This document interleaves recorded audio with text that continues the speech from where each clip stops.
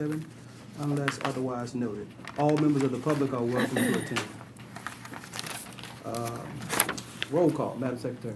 All right, Commissioner Barham, Yes. Commissioner Jiggets, Present. Commissioner Prince, Commissioner Roberts, Here. Commissioner Wicks, Here. Vice Chair Lalonde, Here. and Chair Smith. Present. We do have a quorum. Awesome. Commissioners, before you have the minutes of October 14, 2019. Chairs need approval of the minutes if there is any readiness. To me, October, November. November. Oh, Should have been November yes. 14. Oh. Well, we need to fix Incorrect that. in the agenda. Yeah, we need to correct the agenda.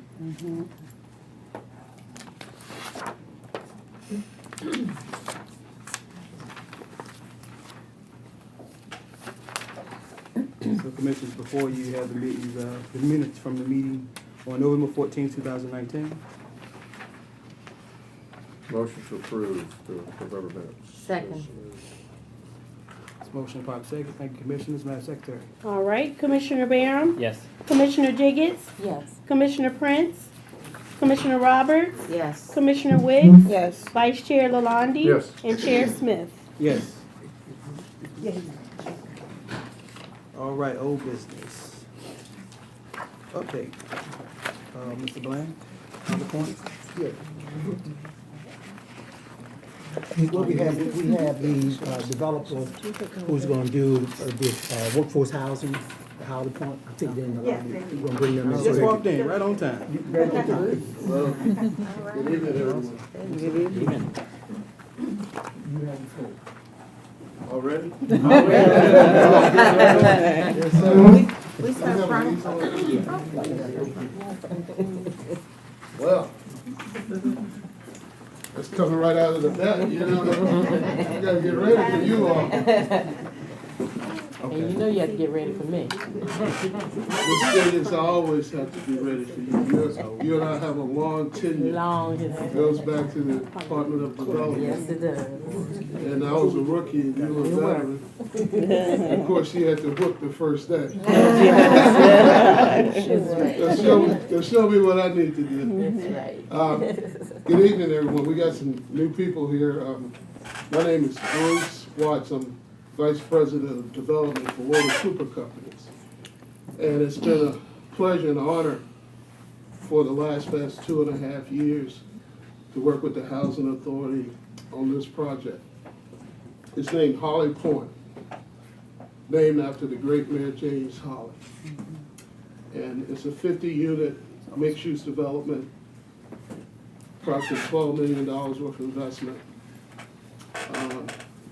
We're in the final stages of getting our permits. We submitted 100% plans to the city 2 weeks ago. They're in review now. Brian Donahue with the Department of Development is our liaison to make sure if there's any hiccups that, we'll go through that process. But it takes about 2 months for us to get the permits. As soon as we do that, we're gonna have a really, I think it's gonna be an awesome groundbreaking. And we need you all's assistance to help us do that, and I'll be in contact with you all on that. But I would like to say again that Mr. Bland, Chairman Smith, staff members, Alicia Winston, have been awesome in helping us get this project off the ground. But without the Vice Mayor, Lucas Burke, this project would not have happened. And I'm not going to go into detail about why it went in the direction that it did. But I'm very proud that, I can stand here today and say that we're going to build Holly Point. Yeah. And, there are a lot of projects that I'm proud of, but this is one of the top ones. We just opened up a development in Hopewell called Freeman Point. We named it after the slaves after the Civil War because the slaves had to find a place to get educated, and part of that was going to churches in that Richmond, Hopewell area. And when we opened up that 68-unit development there, we had people that tell us they had no idea that that project would look like. Because it's high quality, just like Holly Point. We have elevators in it.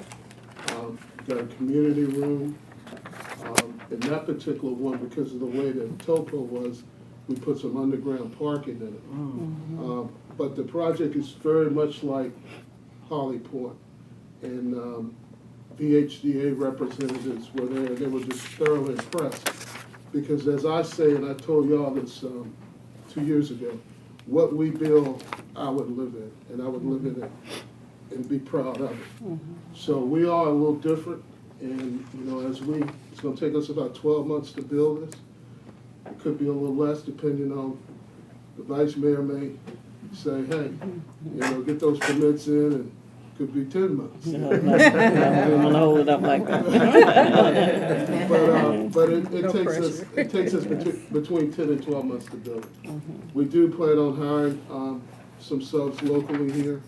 We do also plan on hiring a community manager that manages the property. We're gonna have a 24-hour maintenance service, so we're gonna hire a maintenance person also to be responsible for the maintenance of the property. So we're very excited about it. I'll take some questions if you have any. But we're ready to rock and roll, as I say in my business. So, any questions? I just want to make a comment and commend you on naming that after the late great Dr. James Holly. That's huge.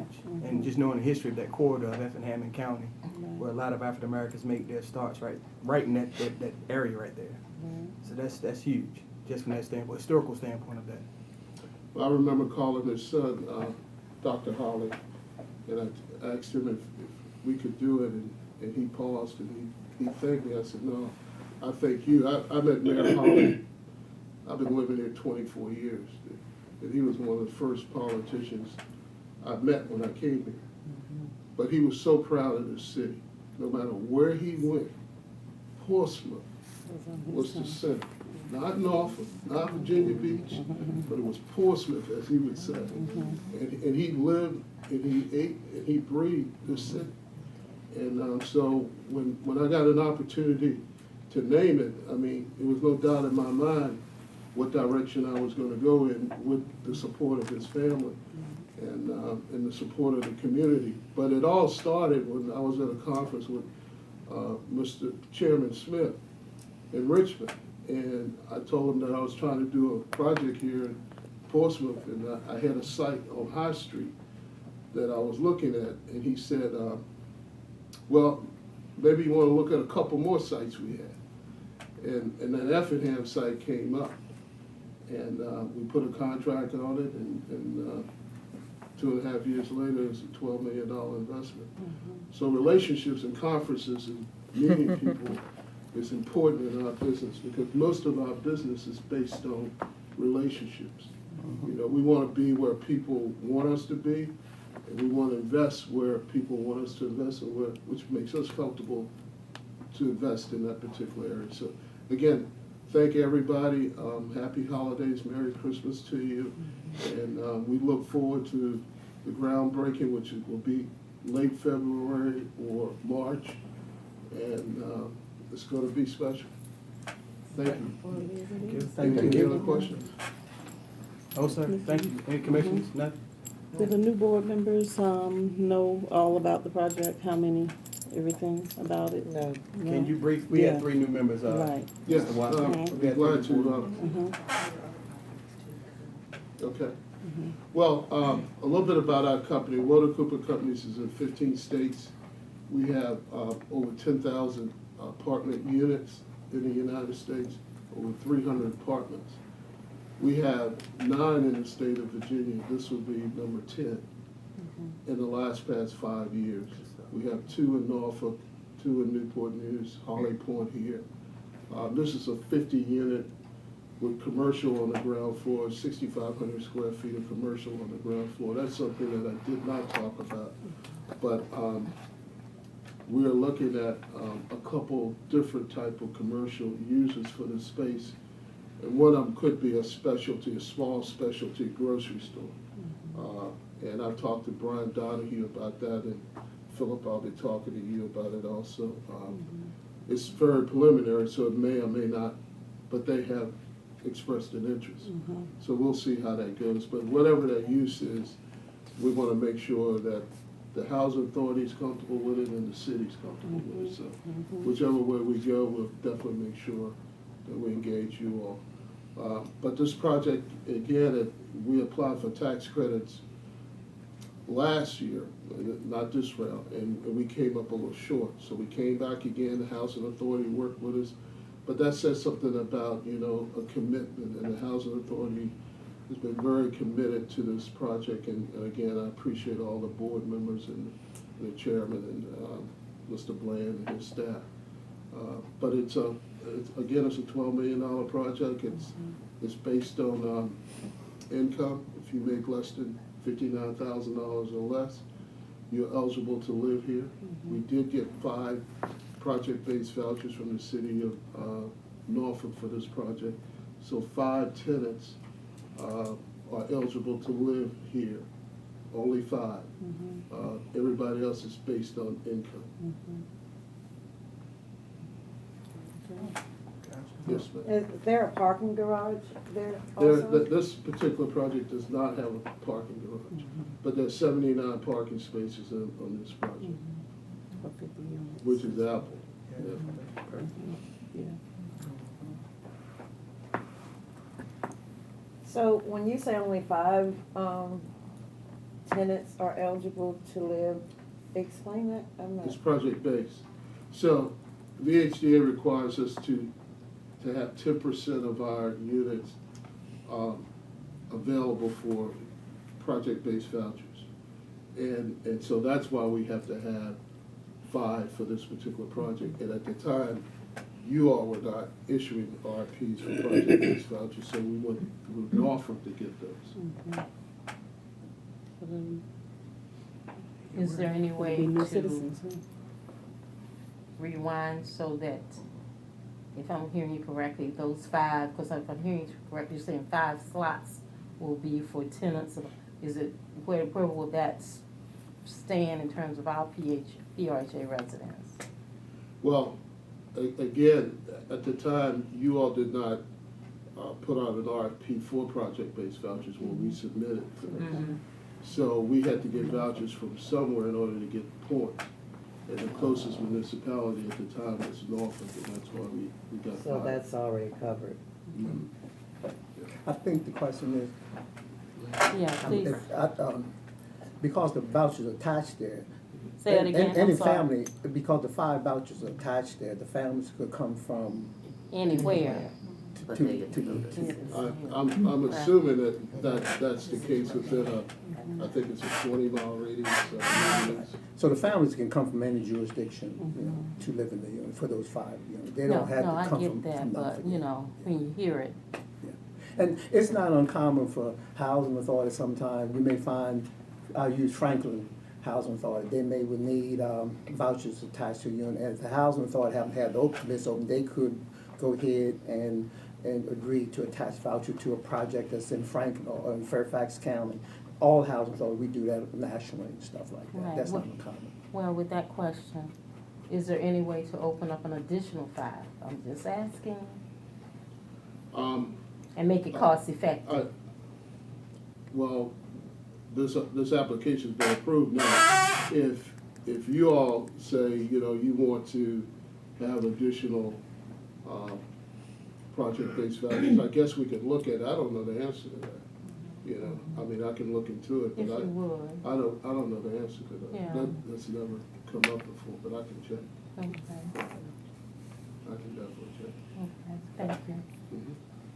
And the history of the units that you have in Norfolk is that they went really fast, so Yes. when they come online, Yeah, we did very little advertising. And the thing that makes us a little different than other developers, we don't build large development units. As you notice, this is 50.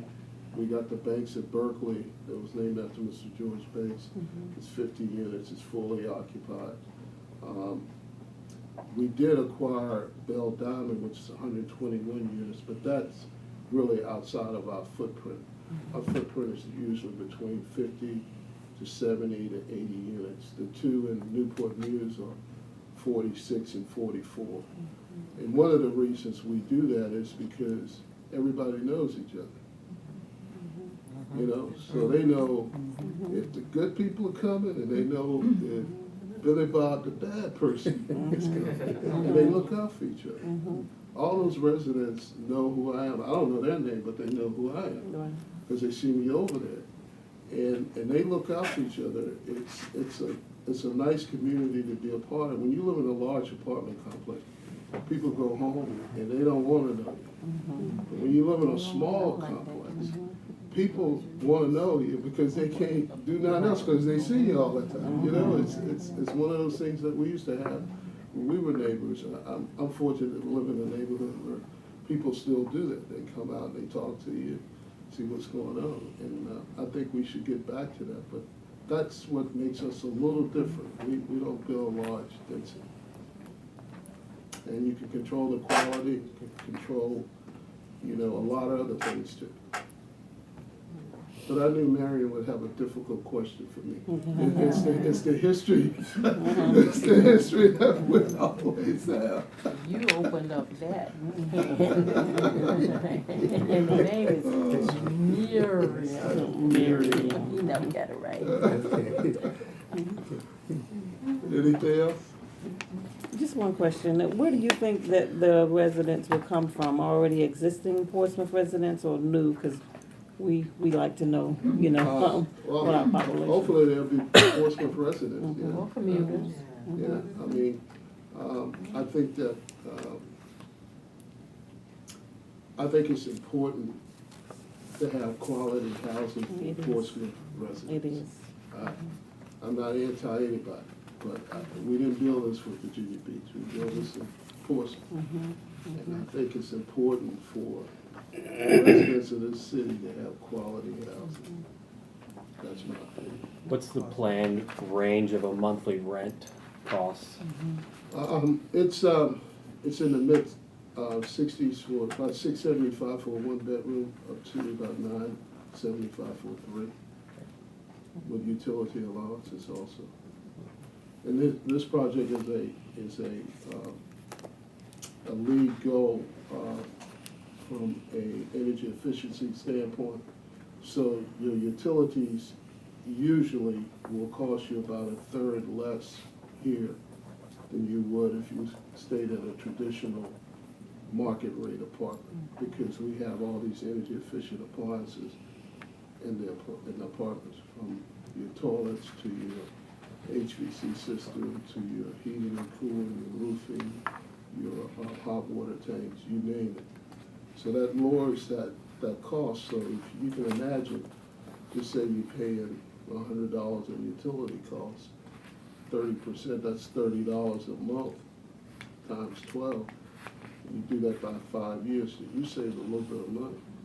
And anybody that's did a transformation from old utilities to new, you know you save money. And unfortunately, a lot of the housing stock in Hampton Roads is old, so people are paying astronomical amount of money for utilities because those landlords don't upgrade those utilities, you know, appliances. So this is something that VHDA gives you additional points if you do it, and that's why we did it, and also to, you know, pass it on to our clients and our residents. For the new commission, will you tell them what VHDA is? Virginia Housing Development Authority, and that's who we get our tax credits from. Out of Richmond, they're the people that handle the tax credits through HUD.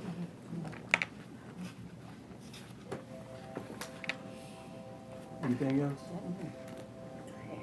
Okay, no, thank you so much. Thank you all so Thank much. you. Thank you. Good to see you. Merry Christmas to everyone. Merry Christmas. To everyone. Explain. Merry Christmas.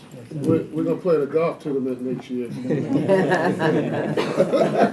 I said, we're gonna play the golf tournament. I didn't say who I was gonna bring.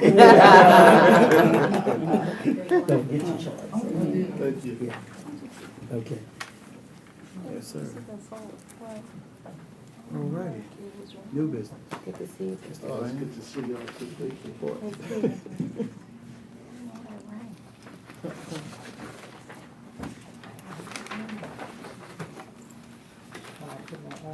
Thank you again as well. Thank you all.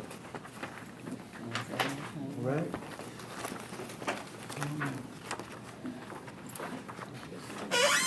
Just, this is just a hand, just a hand note. I got you.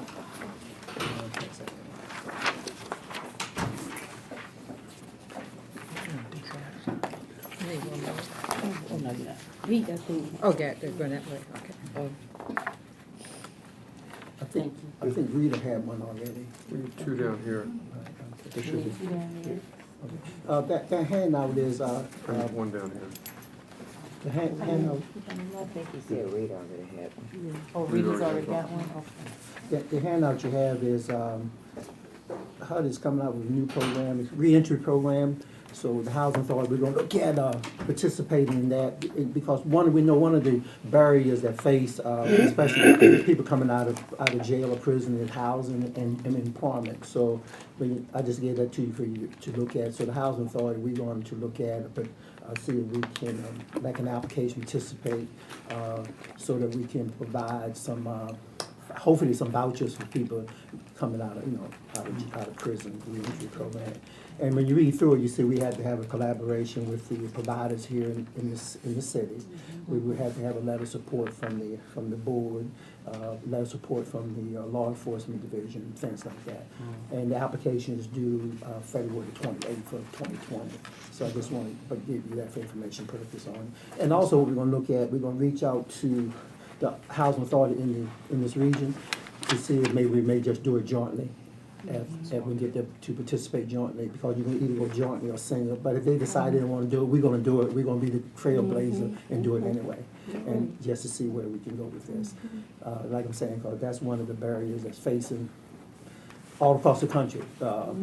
People, they serve the time, they pay the debt to society. When they come out, they still have a hard time getting housing or getting employment. Yeah. So that's just for your reading, and we will be, it's due in last of February. Okay. The other thing was, want to thank you as board members for the great year of 2019. I really appreciate all the hard work that you guys are there working with us as a housing authority. We really appreciate it. The senior staff appreciate it, and well as I do. I know at times we have plucked each other's nerves along the way, but that's a part of doing business, and we really appreciate it. And in saying that, if you remember last year, because our money been tight, we have not really been able to do a lot in giving increases to our staff. So what we did was we closed during the holiday, and we reopened back up during the first of the year. But in the meantime, we're closing for that period of time. We also made sure we had emergency maintenance coverage for our families, normally like we have to. So we will we'll be closing starting Monday, and then we will reopen back up on January 6th. It's like 2 weeks.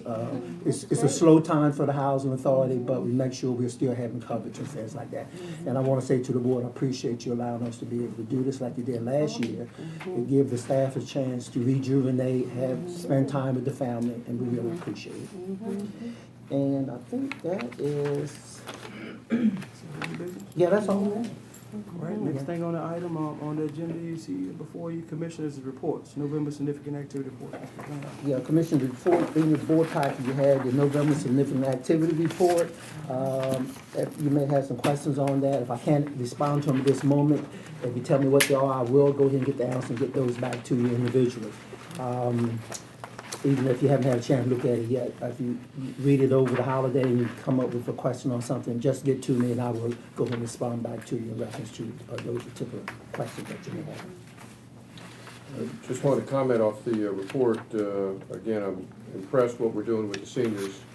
I saw here the fuel assistance applications. That was great that we're doing that. This is the time of year that we really need to work hard on that.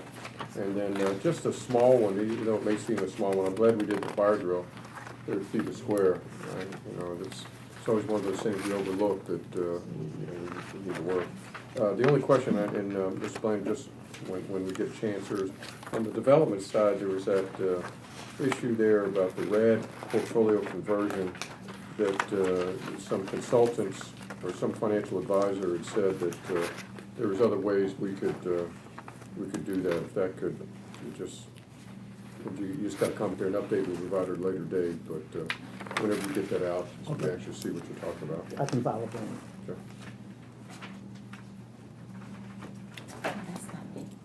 Okay. That's not me. This is, That's you. That's not me. all right, Executive Directors, your comments, Department orders. Already gave it. Already gave them, all right. Commissioners, any comments from commissioners? I'm sorry to do it again. Any comments from I've got just a couple.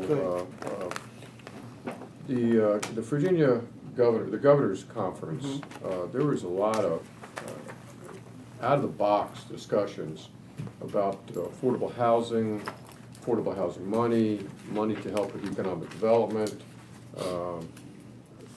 that they're looking for projects that are, I guess, not, you know, that show collaboration with EDA, that show collaboration with other organizations. And I didn't know, Mr. Bland, I mean, the affordable housing one, I mean, that workforce housing, I guess I saw where the governor in his latest budget was going to put $92 million extra into housing. So it just appeared that money's starting to open up, and I just hope that we've got those projects going to do that. Again, not anything specific, all right? But with that in mind, at the thing that the boards and commission thing that was at the Children's Museum, I had some conversations with the a couple of the PPIC guys, and just throwing it out there, you know, we're having a hard time scheduling with the council to talk to them about what we're doing here at PRHA. It's just a thought that maybe we as commissioners and we as PRHA maybe host a joint conference between PRHA, EDA, and PPIC, so we all get in the same room. I mean, not that I don't want council there, but there's always that problem if council's there, it's an open meeting. And just make this a casual affair. I bring up, and the reason we bring up just personally, I'm a supporter of the casino project, and I think it's a great project. But we ought to be at the table too, talking about workforce housing to support those folks who are going to work at the casinos. So if there's money available, we can talk about a project that PPIC, EDA, and PRHA is going to VHDA or HUD. At least we're at the cusp of it. But I'd like us to be at the table too with the casino conversation, saying, hey, PRHA supports the casino because we want to put housing out there to support it. So just that conversation, Mr. Brand, that I think there's more collaboration we can do with those two organizations. I have no idea what PPIC does. I have no idea, you know, if there's an interplay with us, but they are development, you know, a different type of development, and I think we ought to be in the room with them. I'm hearing a lot about the Poverty Task Force, but I'm not hearing anything coming out of the front office here about what we're doing with the Poverty Task Force. So again, if you could just let us know, because by my numbers, we've got 4,000 or 5,000 people that live in our housing that are in that Poverty Task Force study. I think they said there's 10,500 people that are below the poverty line here in Portsmouth, and we obviously house a lot of them. So what is our role in this Poverty Task Force?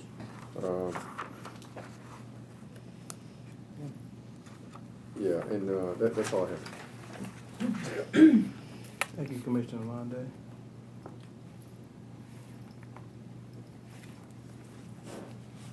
Any other commission? Okay, well, I guess it falls on me now. Comments I had a great time hanging out with the seniors, yo. Wow. And also had a great time hanging out with staff as well.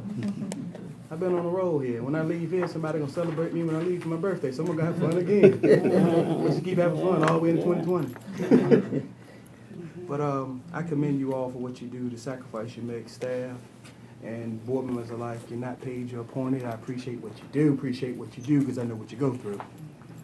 And I thank the council for considering us to serve. Thank you. We're gonna have a great 2020, y'all. That's all I can say to that. And I'm gonna move out the way. All right. Resolution 2019-54. Hold up, Mr. Bland. Public speakers. Do we have any public speakers? Carrie J. Lyles at the side. Minutes to speak. Going once, going twice. Gone. All right. Thank you, Mr. Bland. And also, as we're going into the closed meeting agenda, something we need to add is development. We left that off. We're going to speak on legal and we're going to speak on development.